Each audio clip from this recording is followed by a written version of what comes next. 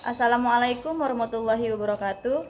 Perkenalkan saya Apriani Maulidia dengan NIM 2311151 dari kelas PAI 5E dan teman saya yang bernama Perkenalkan, nama saya Suti Andriani dengan NIM 2311138. Baiklah, di sini kami akan mempresentasikan hasil proposal kami, yaitu tentang analisis faktor-faktor yang mempengaruhi minat belajar siswa terhadap mata pelajaran pendidikan agama Islam di SD Negeri 20 Sungai Selan. Baiklah, langsung saja materi pertama akan disampaikan oleh Saudari Sutia Andriani. Di sini saya akan menjelas pembahasan pertama, yaitu mengenai metode penelitian. Nah, di mana penelitian ini menggunakan pendekatan campuran atau mixed method, di mana yang digunakan ialah metode kuantitatif dan kualitatif secara bersamaan untuk memperoleh hasil yang lebih komprehensif dan saling melengkapi. Dan metode kuantitatif juga digunakan untuk mengukur tingkat minat belajar siswa dengan bantuan instrumen berupa angket instrumen, sedangkan metode kualitatif digunakan untuk menggali informasi mendalam mengenai peran guru, lingkungan sekolah, dan faktor yang mendukung maupun penghambat melalui wawancara dan observasi. Nah, adapun lokasi dan waktu penelitiannya, di mana penelitian ini dilakukan di SD Negeri 20 Sungai Selan yang berlokasikan di Kecamatan Sungai Selan, Kabupaten Bangka Tengah, Provinsi Kepulauan Bangka Belitung. Adapun teknik pengumpulan datanya, yang pertama kami melakukan menggunakan kuesioner atau angket, wawancara, dan observasi secara langsung, mengamati keaktifan siswa, metode yang digunakan, serta suasana belajar di kelas. Dan hasil observasi tersebut dicatat dalam lembar observasi yang telah disediakan dan dukungan dokumentasi juga. Baiklah, selanjutnya di sini saya akan membahas pembahasan selanjutnya, yaitu mengenai hasil dan pembahasan temuan kuantitatif. Baik, pada hasil kuantitatif di mana kami memiliki 30 responden, di mana 30 peserta didik yang telah mengisi kuesioner, dan kami juga memiliki butir soal sebanyak 20 butir soal. Yang mana soal-soal tersebut, yang pertama itu ialah ada minat belajar, yang kedua gaya mengajar guru, yang ketiga media pembelajaran, dan yang terakhir itu ialah lingkungan pembelajaran. Baik, langkah selanjutnya kami akan menghitung data deskriptif statistik dengan tabel yang telah kami sediakan, dan di mana ini merupakan hasil dari penjumlahan pada hasil tadi. Nah, di mana yang pertama itu ialah kami melakukan analyze, terus deskriptif statistik, lalu deskriptif, kontrol A, kami pindahkan,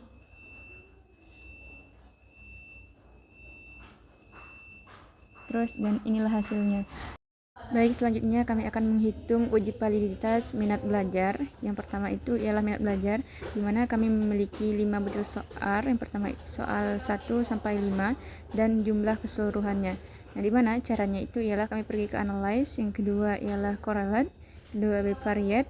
Langsung saja pindahkan ke kanan lalu pencet OK. Nah, disinilah hasil dari minat belajar dari uji validitasnya. Baik, selanjutnya saya akan menghitung uji validitas yang kedua, yaitu ialah gaya mengajar guru.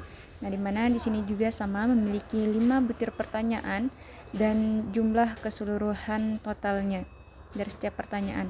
Nah, langkah yang kami lakukannya ialah sama seperti tadi. Yang pertama itu ialah correlate, kedua bivariate, setelah pindahkan ke kanan, lalu pencet OK. Baik, dan inilah hasilnya. Selanjutnya saya akan menghitungkan uji validitas yang ketiga, yaitu ialah sama seperti tadi, memiliki 5 butir pertanyaan, dan dimana yang ketiga ini ialah media yang digunakan. Caranya seperti tadi sama, correlate, bivariate, langsung saja pindahkan ke kanan semuanya dan pencet OK. Dan inilah hasil dari uji validitas penggunaan medianya. Baik, selanjutnya kami akan melakukan uji validitas yang terakhir, yaitu lingkungan belajar. Sama seperti tadi, kami memiliki 5 pertanyaan dan totalnya. Caranya juga sama, yaitu pergi ke analyze, correlate, habis itu bivariate, dan kontrol A, pilih semuanya dan pindahkan ke kanan, lalu pencet OK. Nah, inilah hasil dari uji validitas lingkungan belajarnya. Setelah menghitung uji validitas, maka langkah selanjutnya ialah kami melakukan uji reliabilitas, di mana uji ini kami menggunakan langsung keseluruhan soal, yaitu dari pertanyaan pertama sampai pertanyaan ke-20. dan menghitung hasil akhirnya berada di total akhir. Nah, adapun langkahnya yang pertama itu ialah pergi ke analyze, habis itu scale, langsung pindahkan semuanya kecuali bagian total ini. Bagian total tidak kita pindahkan, tetap berada di situ. Pertanyaannya pindahkan ke kanan. Lalu statistiknya pencet scale if item delete, habis itu continue dan pencet OK. Dan inilah hasil dari uji reliabilitas instrumennya yang kami gunakan. Baik, selanjutnya saya akan menjelaskan analisis korelasi. Nah, di mana analisis korelasi ini kami memiliki data X1, X2, X3, dan Y. Nah, caranya pergi ke analyze, correlate, habis itu bivariate, lalu pindahkan ke kanan semuanya, lalu pencet OK. Nah, habis itu inilah hasil dari analisis korelasinya yang kami gunakan. Baiklah, selanjutnya saya akan menjelaskan temuan kualitatif, di mana analisis tematik adalah metode untuk mengidentifikasi, menganalisis, dan menafsirkan pola atau tema yang muncul dari data kualitatif seperti wawancara, observasi, dan dokumen. Nah, tujuan utamanya adalah untuk menemukan makna mendalam yang terkandung dalam data melalui proses perkodean dan pengelompokan tema. Kemudian selanjutnya identifikasi tema utama coding, yang dimana ada analisis tematik, deskriptif, wawancara, guru PAI. Pertama itu ada strategi pembelajaran. Nah, dalam proses pembelajaran PAI, guru menjelaskan bahwa ia menggunakan beragam metode mengajar seperti ceramah interaktif, diskusi, tanya jawab, demonstrasi, dan sekali bermain peran, terutama ketika materi berkaitan dengan ibadah atau akhlak. Nah, metode-metode ini tidak diterapkan secara kaku, tetapi disesuaikan dengan karakteristik siswa. Dalam mendukung pembelajaran, guru sering menggunakan media seperti PowerPoint, video pembelajaran, gambar ilustrasi, serta alat peraga sederhana, terutama untuk materi fikih yang membutuhkan contoh konkret. Kemudian yang kedua itu ada tantangan yang dihadapi. Nah, guru mengakui bahwa terdapat berbagai tantangan yang ia hadapi. Salah satunya adalah perbedaan minat dan motivasi siswa yang cukup signifikan. Nah, perkembangan teknologi juga menjadi tantangan tersendiri karena siswa lebih mudah terdistraksi oleh hal-hal yang di luar pembelajaran. Selain itu, waktu pembelajaran yang terbatas kadang menyulitkan guru untuk menyampaikan materi secara mendalam dengan metode yang bervariasi. Kemudian selanjutnya ada analisis tematik deskriptif wawancara siswa, di mana yang pertama itu ada metode mengajar guru. Berdasarkan hasil wawancara dengan guru PAI yaitu Ibu Suraini, diperoleh informasi bahwa metode yang sering digunakan dalam pembelajaran adalah ceramah, kuis, video, infokus, dan tanya jawab. Kemudian hasil wawancara dengan siswa diketahui bahwa PAI biasanya menggunakan metode ceramah dan diskusi dalam kegiatan pembelajaran. Nah, siswa menyampaikan bahwa mereka menyukai cara mengajar guru tersebut karena penjelasannya mudah dipahami dan disertai dengan kesempatan untuk berdiskusi, sehingga suasana belajar menjadi lebih hidup dan tidak membosankan. Nah, ceramah digunakan untuk menjelaskan materi secara langsung. Kuis dapat dijadikan permainan edukatif sehingga kelas terasa lebih hidup, tidak monoton, dan memberi suasana belajar yang positif. Nah, sedangkan video membantu siswa supaya pembelajaran tidak bosan. Kemudian tanya jawab digunakan untuk mengukur pemahaman mereka. Kemudian yang kedua itu ada media pembelajaran, di mana guru menggunakan media pembelajaran seperti papan tulis, spidol, laptop, dan infokus untuk membantu menjelaskan materi. Namun media ini tidak hanya digunakan sebagai alat tayang, melainkan juga sebagai sarana interaktif agar siswa lebih memahami isi materi. Kemudian yang ketiga itu ada karakter guru. Hasil wawancara dengan siswa, siswa menyampaikan bahwa guru menunjukkan sikap hangat, mudah diajak bicara, tidak membuat siswa takut atau tertekan. Guru tidak mudah marah, mau mengulang penjelasan, menuntun siswa sampai paham. Guru tidak pilih kasih, memberikan perlakuan yang sama kepada semua siswa. Kemudian yang keempat itu ada lingkungan belajar.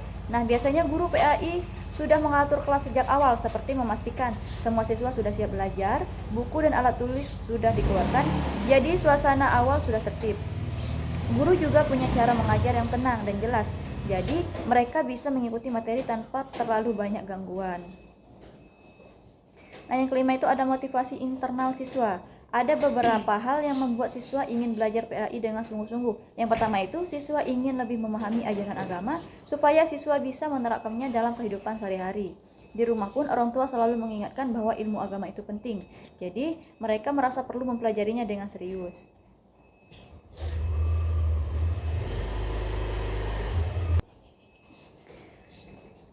Kemudian sajian kutipan langsung dari narasumber guru. Yang dimana nama guru yaitu Suraini SPD, nama sekolah atau madrasah SD Negeri 2 Sungai Selan, kemudian lama mengajarnya yaitu 4 tahun. Dimana pertanyaannya, metode apa yang biasanya ibu gunakan dalam mengajar PAI? Nah, kemudian narasumber menjawab, dalam proses pembelajaran PAI, saya menjelaskan bahwa ia menggunakan beragam metode mengajar seperti ceramah interaktif, diskusi, tanya jawab, demonstrasi, dan sesekali bermain peran, terutama ketika materi berkaitan dengan ibadah atau akhlak. Nah, metode-metode ini tidak diterapkan secara kaku, tetapi disesuaikan dengan karakteristik siswa. Kemudian pertanyaan kedua yaitu bagaimana Anda menyesuaikan metode mengajar dengan karakteristik siswa? Nah, narasumber menjawab, dalam menyesuaikan metode mengajar dengan karakteristik siswa, saya biasanya mengamati dulu bagaimana pola belajar mereka. Misalnya, kalau saya melihat banyak siswa yang cepat bosan saat saya menggunakan metode ceramah, saya langsung menggantikannya dengan diskusi atau permainan edukatif supaya mereka lebih aktif.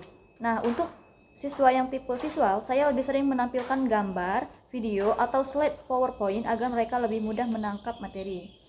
Kemudian pertanyaan yang ketiga, bagaimana Anda menumbuhkan minat belajar siswa terhadap PAI? Kemudian narasumber menjawab, untuk menumbuhkan minat belajar siswa terhadap PAI, saya berusaha membuat pembelajaran terasa dekat dengan kehidupan mereka. Saya tidak ingin mereka merasa bahwa PAI hanyalah materi hafalan atau teori yang jauh dari realitas sehari-hari. Karena itu, setiap kali mengajar, saya selalu mencoba mengaitkan materi dengan pengalaman yang sering mereka temui, seperti sikap terhadap teman, cara bersikap di rumah, atau contoh kejadian yang sedang viral tetapi relevan dengan nilai-nilai agama. Nah, dengan begitu, siswa merasa bahwa pembelajaran PAI bukan hanya sesuatu yang harus dipelajari, tetapi juga sesuatu yang mereka butuhkan.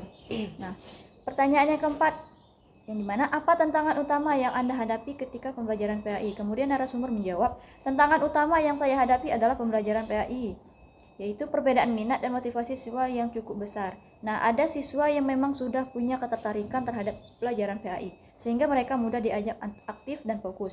Tetapi, ada juga siswa yang kurang berminat, bahkan menganggap PAI sebagai pelajaran yang membosankan atau tidak terlalu penting. Nah, perbedaan inilah yang sering membuat proses pembelajaran menjadi tidak seimbang, karena saya harus membagi perhatian untuk membantu siswa yang tertinggal tanpa menghambat yang sudah paham. Kemudian yang pertanyaan kelima, bagaimana Anda mengatasi siswa yang kurang termotivasi dalam belajar PAI?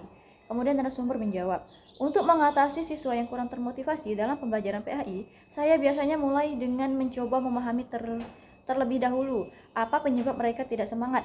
Kadang mereka merasa materinya sulit, kadang bosan, atau ada juga yang memang belum memahami pentingnya pembelajaran agama. Setelah saya mengetahui penyebabnya, barulah saya mencoba menyesuaikan pendekatan yang saya gunakan. Kemudian berikutnya sajian kutipan langsung dari narasumber kepada siswa. Nah, hasil wawancara dengan 5 siswa kelas 5. Yang pertama itu pertanyaannya, bagaimana cara guru PAI mengajar di kelas? Kemudian siswa menjawab, guru PAI biasanya mengajar dengan cara yang jelas dan gampang dipahami. Guru nggak cuma baca buku, tetapi menjelaskan sambil kasih contoh yang dekat sama kehidupan sehari-hari. Kadang guru juga mengajak kami diskusi atau tanya jawab supaya kami nggak ngantuk dan tetap fokus. Kalau ada yang belum paham, guru mau mengulang sampai kami mengerti. Kemudian pertanyaan yang kedua, di mana menurut kamu, apakah metode yang digunakan guru membuat pelajaran PAI menjadi menarik? Jelaskan mengapa. Kemudian siswa menjawab, iya menurut saya metode yang digunakan cukup menarik karena guru nggak cuma ceramah terus, tapi nyampur dengan diskusi, cerita, atau kadang pakai video juga. Jadi pelajarannya terasa hidup dan nggak bosan. Saya lebih mudah mengerti karena penyampaiannya santai dan nggak kaku. Kemudian pertanyaan yang ketiga, yang dimana metode apa yang paling kamu sukai dalam pembelajaran PAI? Seperti ceramah, diskusi, praktik video, permainan, dan lain-lain. Kemudian siswa menjawab, metode yang paling saya sukai dalam pembelajaran PAI adalah metode diskusi atau penggunaan video. Kalau diskusi, saya merasa lebih terlibat karena bisa tertukar pendapat dengan teman-teman dan suasana kelas jadi lebih hidup. Jadi, saya lebih berani menyampaikan pendapat dan lebih mudah memahami materi kalau dibahas bersama.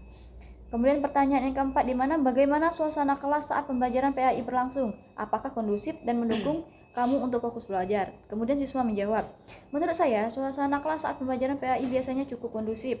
Guru selalu mengingatkan kami untuk fokus dan menjaga ketertiban. Jadi kelasnya tidak terlalu ribut. Kebanyakan teman-teman juga menghargai pelajaran, jadi suasananya cukup tenang. Kadang memang ada beberapa siswa yang ngobrol atau bercanda, tapi guru bisa mengatasinya dengan baik. Jadi tidak sampai mengganggu jalannya pelajaran. Kemudian pertanyaan terakhir, apakah kamu merasa pelajaran PAI penting untuk kehidupan kamu sehari-hari? Jelaskan mengapa. Kemudian siswa tersebut menjawab, iya, saya merasa pelajaran PAI itu penting banget untuk kehidupan sehari-hari. Banyak hal yang saya pelajari di PAI yang bisa langsung saya terapkan, seperti cara bersikap jujur, sopan, dan menghormati orang tua maupun guru. Nah, pelajaran PAI juga mengajarkan tentang ibadah yang harus saya lakukan. Misalnya, cara sholat atau wudhu dengan benar. Jadi itu sangat membantu saya dalam menjalankan kewajiban sebagai muslim. Baik, mungkin hanya itu yang bisa kami sampaikan. Apabila ada kata-kata yang salah, kami mohon maaf. Kepada Allah kami mohon ampun. Kami akhiri wabillahi taufiq wa hidayah. Wassalamualaikum warahmatullahi wabarakatuh.